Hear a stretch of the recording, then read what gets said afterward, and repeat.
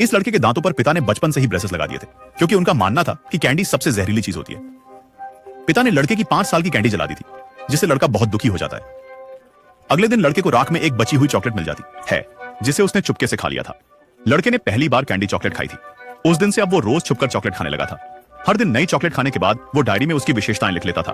फिर 1 साल बाद वो पिता से चॉकलेट की फैक्ट्री खोलने को कहता है, लेकिन उसके पिता दांतों का डॉक्टर था। वो लड़के को मना कर देते हैं और वार्निंग देते हैं कि अगर उसने दोबारा चॉकलेट को छुआ तो वो उसे घर से निकाल देंगे। ये सुनते ही लड़का घर छोड़कर चला जाता है और 6 साल तक अलग अलग देश में घूमता रहता है। और जब वो लौटा तो पाया कि पिता ने पूरा घर ही बदल दिया है। बेघर होने के बाद भी उसके चॉकलेट की फैक्ट्री खोलने का सपना नहीं बदला और 15 साल मेहनत के बाद उसकी चॉकलेट दुनिया भर में मशहूर हो गई थी। एक भारतीय राजकुमार ने उनसे एक चॉकलेट का महल बनवा लिया था, जो बहुत महंगा था। महल की हर चीज, ईंटों से लेकर फर्नीचर तक, सब कुछ चॉकलेट से बनी थी।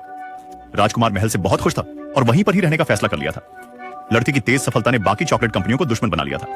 वो अपने जासूस लड़के की फैक्ट्री में भेजते हैं ताकि वो उसकी चॉकलेट का राज जान पाए, लेकिन इसका राज कोई नहीं जान सकता था। दूसरी चॉकलेट कंपनियों की चॉकलेट दिखने में तो बिल्कुल समान थी और स्वाद में बहुत कमजोर थी, लेकिन एक दिन जासूसों के कारण लड़के ने अचानक फैक्ट्री बंद कर दी।